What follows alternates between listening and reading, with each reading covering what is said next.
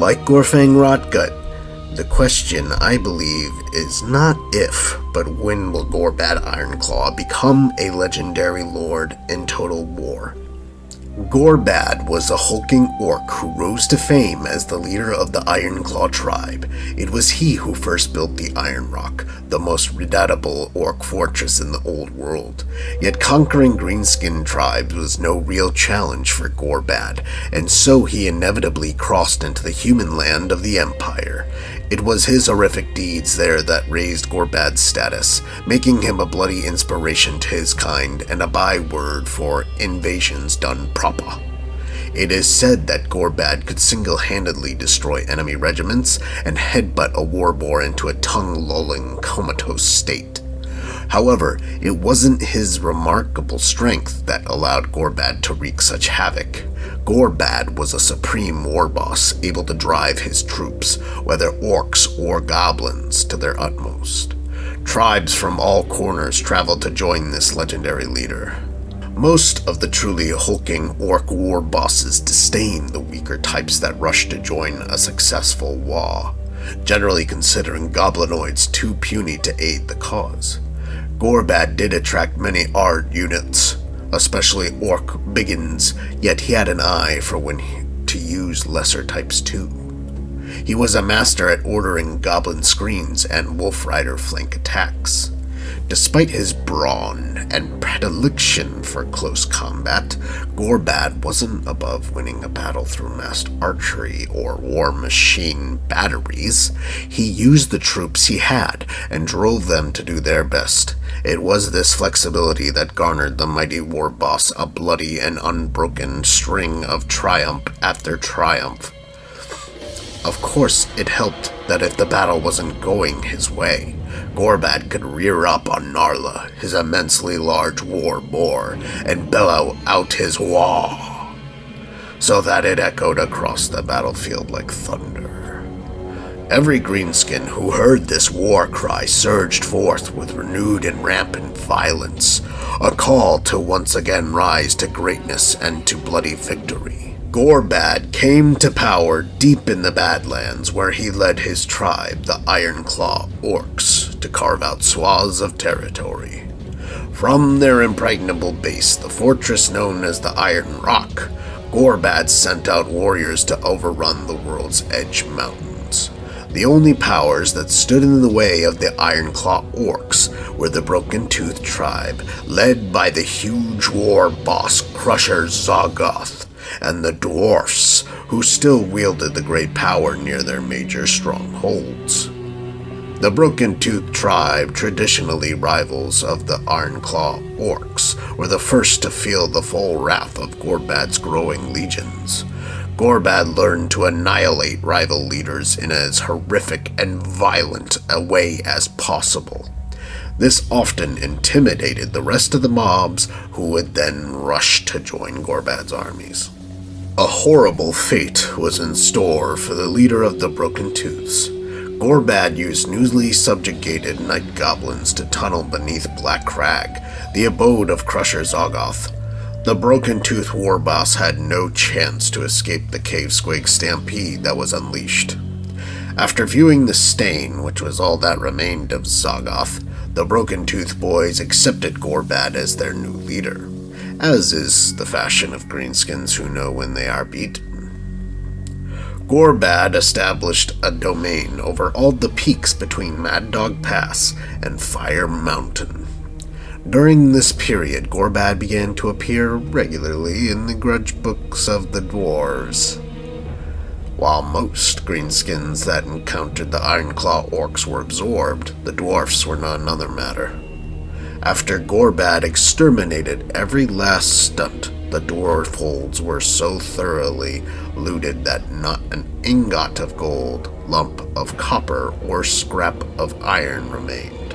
Tales of GORBAD's personal deeds were told in every tribe, such as when the Great Orc personally bested 2 giants at once, and how he chased a defeated army of stunties to the gates of the vast dwarven capital of Karazakarak. It is said that GORBAD dared to knock on the unassailable walls of that fastness, and the great dents of his trademark Ironclaw can still be seen on the mountainside. Soon, Orc and Goblin tribes from all across the Badlands rose up to join this king of all war bosses. It was as if the scent of greenskin victory was in the air, and none wanted to miss out on the slaughter. So that is all I will read for now to keep this video short. If you want to hear the rest of GORBAD's story, I would go to the link I left in the description, which will bring you to the Old World Lexiconum.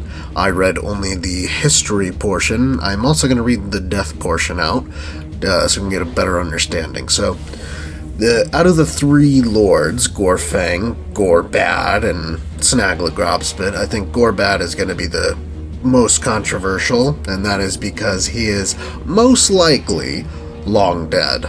So his story takes place in the 1700 IC. Total War takes place 2500 IC, post kind of that era, that time. So that's like, what is that, like 700 years or something? It's a long time. So yeah, he's most likely dead. So for his death, the exact wording is, as dusk fell, GORBAD was surrounded by stunties, his axe visiting ruin on any who approached. That was the last anyone ever heard of GORBAD. If the orc leader was slain by the dwarfs, they have never mentioned it. If GORBAD made his escape, it is not known to where, for none have ever heard of him again. Whatever befell the great orc, his reputation and memory live on. I think that leaves plenty of room to bring him into the game, with different forms of goblins pervading many rosters, from greenskins, chaos dwarves, ogre kingdoms, and possibly hobgoblins. I think going heavier on orcs is the right move. I also think the numbers don't lie, and that the forum poll clearly shows that there are 3 lords that would fill out the rest of like the 8 lords for the greenskins best, and that's Gorfang, GORBAD, and Snagla. You know, this isn't like, I'm not just pulling this purely based off my opinion.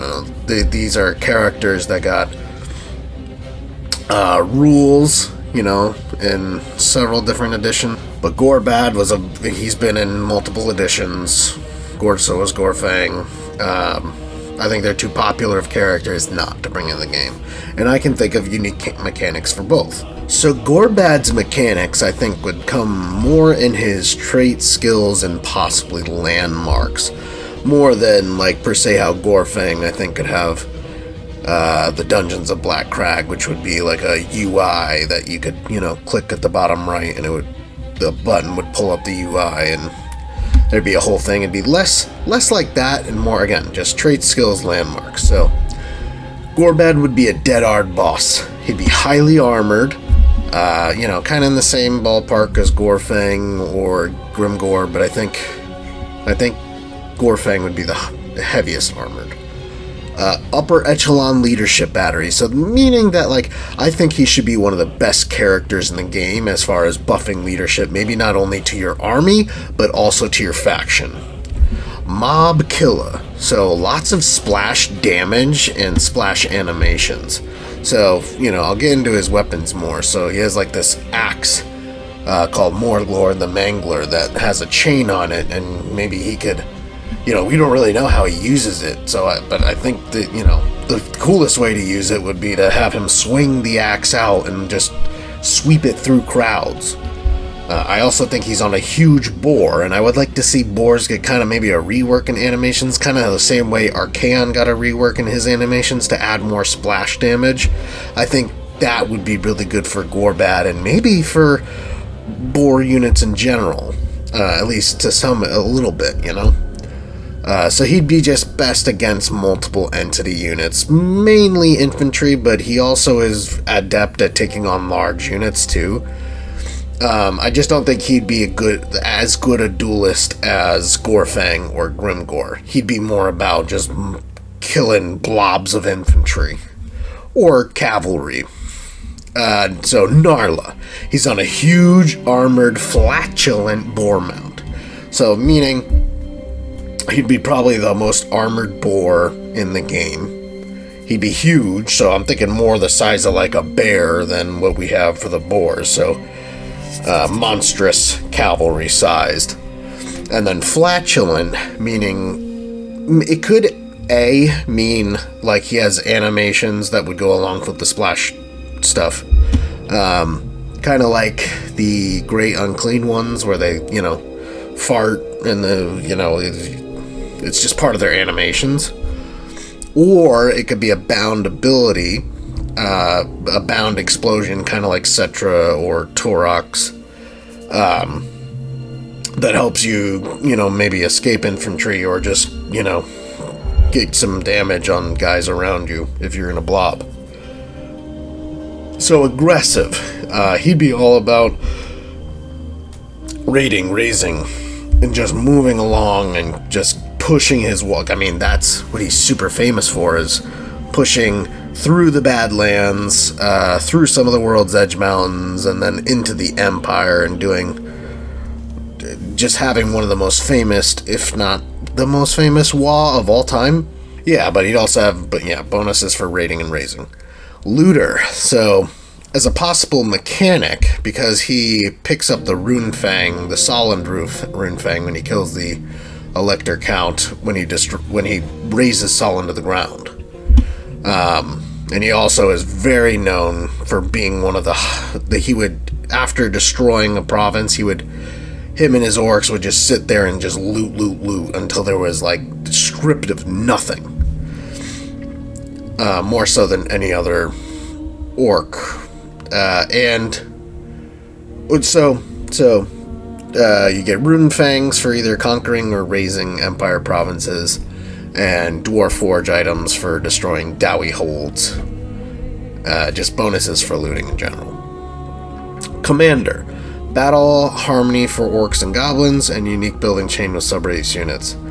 Battle Harmony for Orcs and Goblins could be like the Cathay mechanic. It could literally be, it's just for Orcs and Goblins. So it could still work as buffs to leadership and melee stats, or speed and reload skill, depending on if the unit is ranged or melee focused. But it's just the balance is between Orcs and Goblins. So if you have a Goblin unit near an Orc Goblin, they'll gain Battle Harmony. And then other faction effects. So WoW has a chance to contain any unit and Ironclaw units. So Ironclaw units being maybe some possible subrace units, which I'll get into in a minute. But as far as any unit, so that means, any of the units that other legendary lords specifically get, like Black Orcs for Grimgor, Pump Wagons for Grom, Wyverns for Azhag, Doom Divers for Skarsnik, and so on, Savage Orcs for Wurzag. GORBAD could get any of those and his own subrace units. For other faction effects, upkeep minus 15 for all armies containing both orcs and goblins. So, kind of going more into the battle harmony thing, GORBAD was very known for, with other orcs would look down on goblins, GORBAD would use all sorts of stuff like massed archery, war batteries, orcs, goblins, orc biggins, goblin screens, wolf rider flank attacks, orc river raiders, flotillas, Ironclaw boar boys, rock globbers, and wyverns. His faction should be able to, through either traits, skills, landmark building, should be able to buff his armies and faction more than any other legendary lord. So income from raiding, looting, or raising, plus 50%. Azhag gets plus 25 for sacking right now. So I thought just leave that out so that can be Azhag's thing. And then GORBAD have all the rest, but get a kind of a more substantial buff because he's very known for doing it. Has access to unique building chain in certain settlements, which I'll get into in a second. Can acquire Runefang and Dwarf runic weapons, which I talked about already. Faction skills, 1 recruitment duration for all units.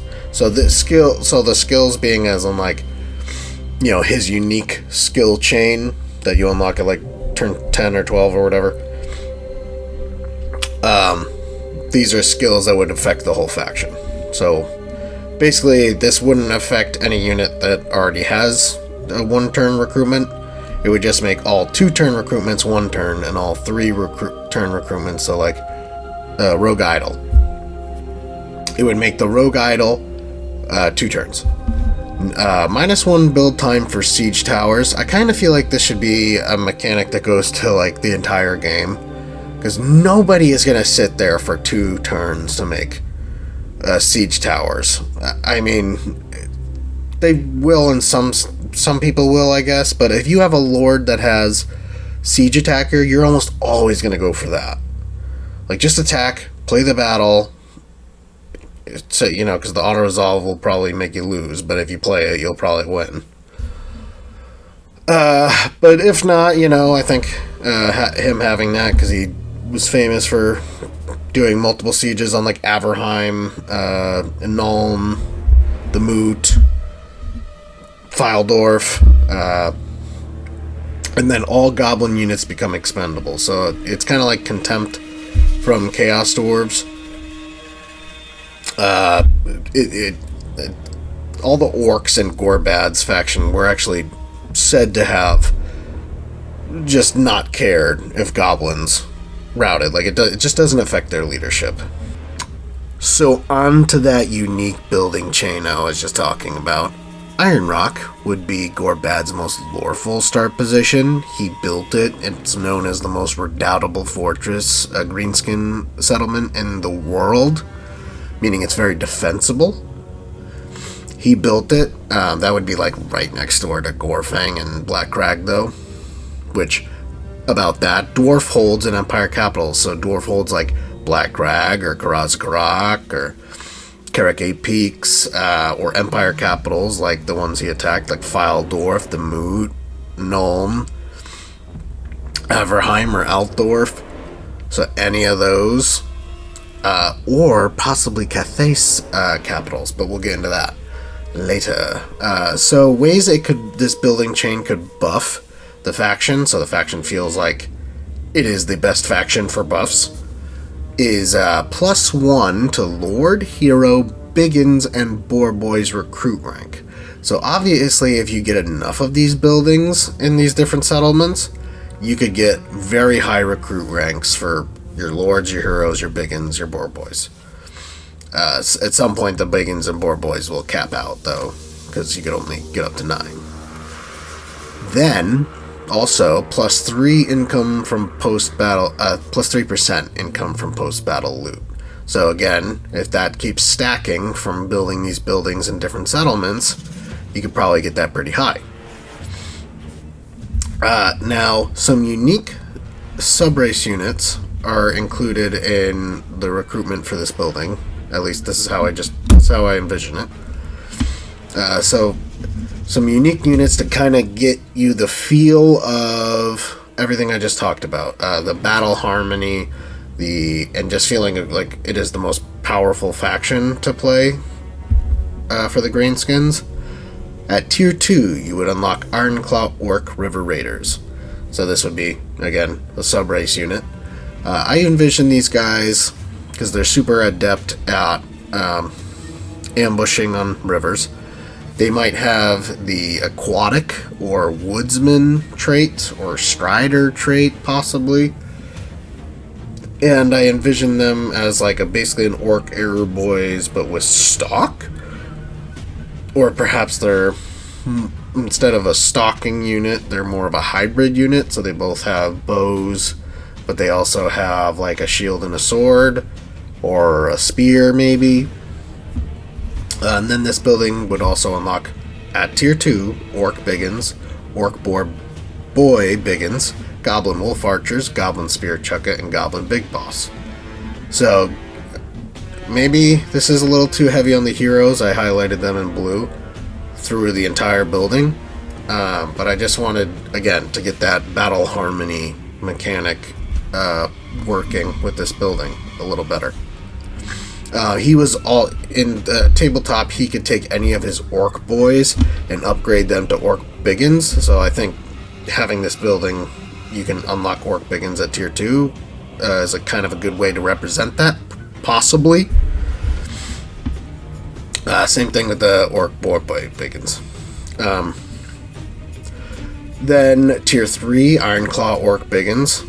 So just an upgraded form of biggins, or maybe it's a variant of biggins. Maybe they have, instead of having the like anti-large sword thing they have maybe shields, or maybe they have dual weapons, and then possibly more armor.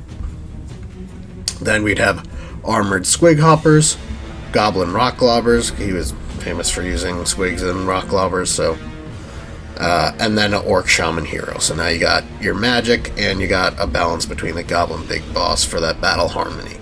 Tier 4, Ironclaw orc boar biggins. Now, of any of these units, this is the one I want to see. GORBAD should make boar boys feel cool again. Like, boar boys are kind of pretty bad. Like, they have decent armor, but their speed and their melee attack and weapon strength are pretty low. So I kind of think boar boys in general should get a buff, like +5 to their melee attack and defense and weapon strength. Possibly would help, but this unit should feel like a monstrous cavalry unit, the Ironclaw orc boar biggins. Orc boar boy biggins. Jeez. And maybe you just shorten that up, because in the story they're just called Ironclaw orc boys. Or orc boar boys, rather. But yeah, they took on the Reiksguard. So they should be like a big monstrous cavalry, anti-large, kind of like bear riders, but maybe a little less powerful, but with a little more splash damage as they just kind of bounce around. I don't know if you've ever seen a hog in real life, like a warthog with like its tusks and stuff. Like, those things just wheel around.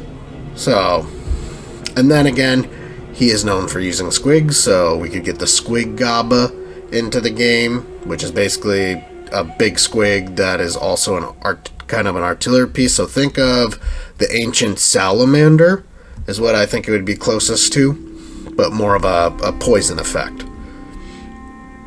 Feral wyverns, I think it would be really nice if we could recruit feral wyverns in some way. He was known to have used a wyvern pack he unleashed it at the siege of Altdorf to kill Emperor Sigismund, which is no small feat. Or maybe, it could be at tier 5, a wyvern pack. Kind of like the Knights of Torgaval kind of thing. Like 3 wyverns, but, you could only get 1 per building. A unit cap on it. And then Black Orc Big Boss. So to kind of just have an upgraded version of Goblin Big Boss, he's probably the least necessary of the 3 heroes, though. Tier 5, a Colossal Squig. So we're all hoping that the Colossal Squig gets into the game someday. It kind of, how it would be different, it would kind of act like the Gorgon from the Beastman roster. So just a really fast, hard-hitting thing. It would be more anti-infantry than anti-large, though. It's not quite as big as the Gorgon. It is very big, but it'd be more about speed than anything. And then Doomdiver catapults, because he was known to use all sorts of war batteries. So yeah, that's what the building, I think, could look like. And, you build enough of these, they'd be really powerful for your faction. Now let's go on to the Lord's army effects. So, enemy leadership -5 in Lord's region. Maybe this is too powerful and not needed, but he was known to instill fear in men. So maybe this would just be aimed towards the Empire or Dwarves or possibly Cathay. So for his army, he doubles battle harmony of Orcs and Goblins for Lord's army. Plus 50 scrap gain for Lord's army. Though again, he should, and maybe I'm overdoing it, but I'd rather overdo it than underdo it. At least for first, and then, then you can always, once the game releases, if it's too powerful, nerf it back. I'd rather it start powerful and have to nerf it than the other way around. So, plus 50% scrap gain for Lord's army. Minus 25 upkeep for Ironclaw units. So, any of those, like, sub-race units would be dropped by a quarter upkeep in GORBAD's army. So, Lord's army skill. So, again, army effects just for GORBAD that could be unlocked through his skills.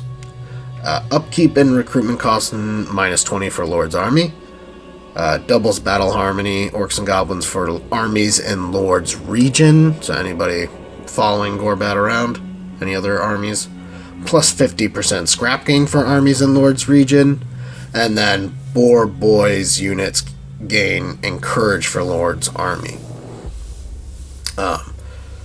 Again, going with that whole leadership battery thing and trying to make Boar Boys cool again. So yeah, GORBAD, classic character, been in several editions. Before Grimgor or Rotgut, there was Ironclaw. Could be Greenskins, Krokor, or Tyrion, meaning just he'd be the best general. Has unique mini and rules, and would make Boar Boys cool again.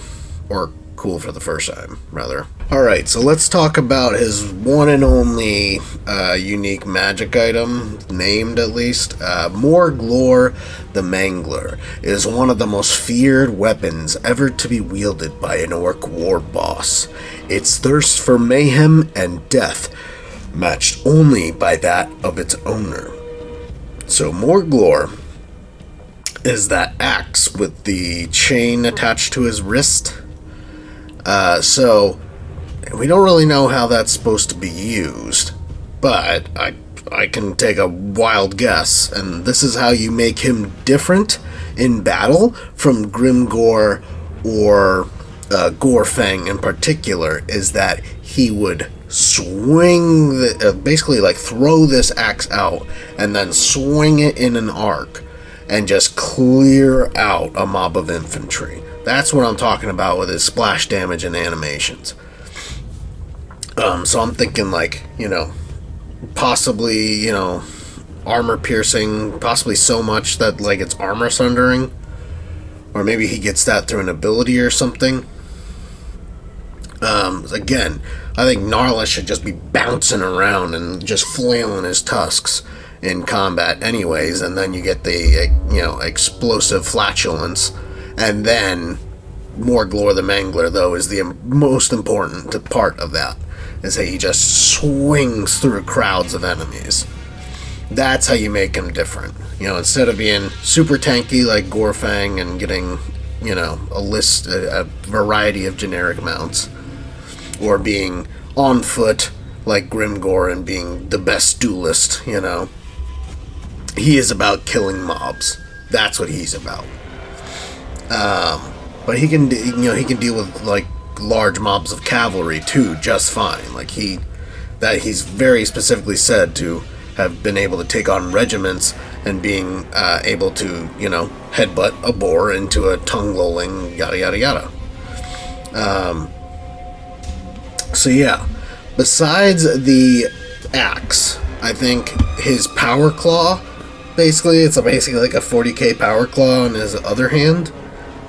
That should be made into a magic item. I think that should be his magic armor piece, maybe, or maybe it's a talisman. I think it's probably best as his armor piece, though. Gets a unit and just call it the Ironclaw. And I think it could give a snaring ability similar to what Zatan or gets, where the enemy cannot move and has reduced melee defense. Because think about it, if he catches somebody in that claw, and just squeezes them with those claws, these big heavy claws that left a dent in, I think, Karazakarak's gates or something. Yeah, I think he can pin an enemy down with that just fine, if he gets a hold of them.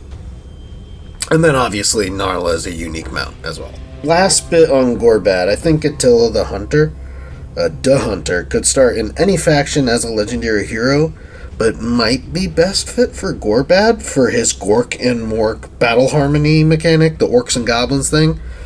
So you could run Gtilla the Hunter right next to GORBAD, and they would both be getting buffs from being right next to each other. I think that would, chef's kiss, would be perfect for GORBAD.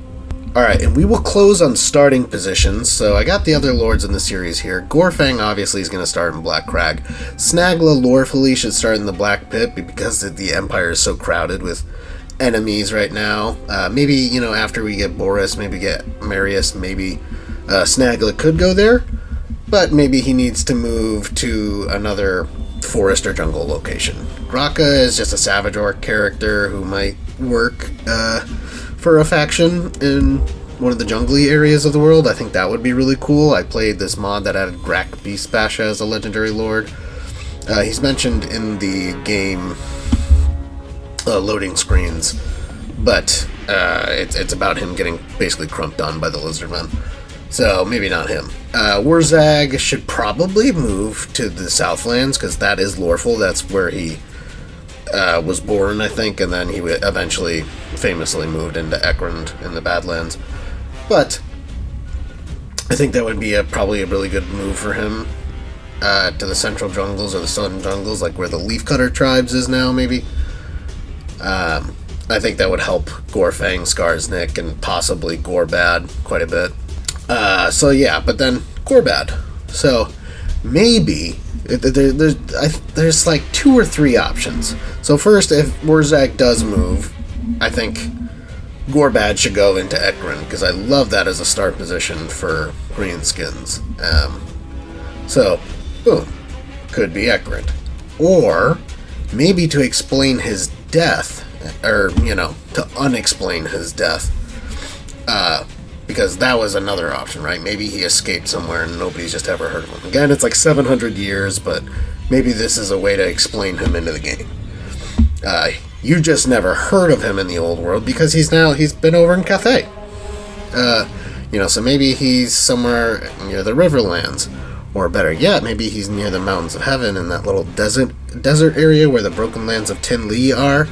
Right now, the Burning Winds Nomad faction is there.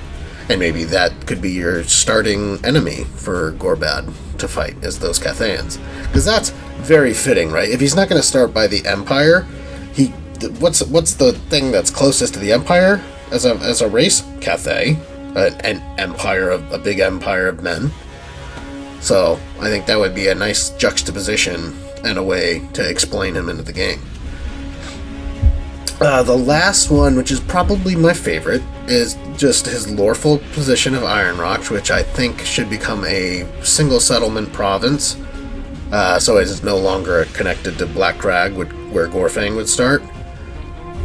But as a dual start position. So an army would be based in the Iron Rock, but there would also, GORBAD would start attacking Fort Sol. So in the game, there's already an Orc faction attacking Fort Sol when you're playing as Balthazar Gelt. And maybe GORBAD just takes over that position. Again, I think Gelt needs to move. He needs to move.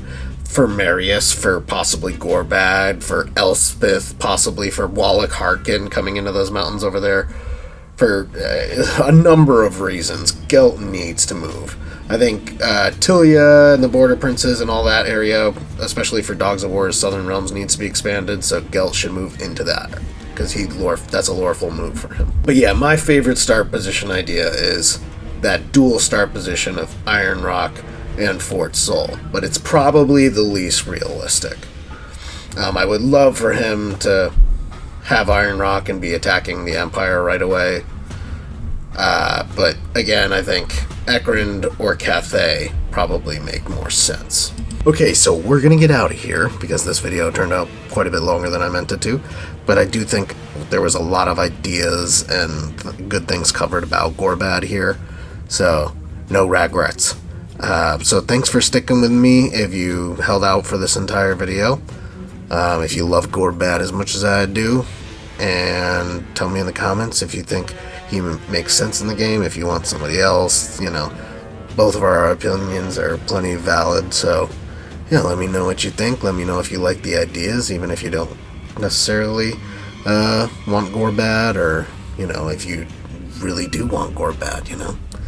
Alright guys, thank you, have a good day.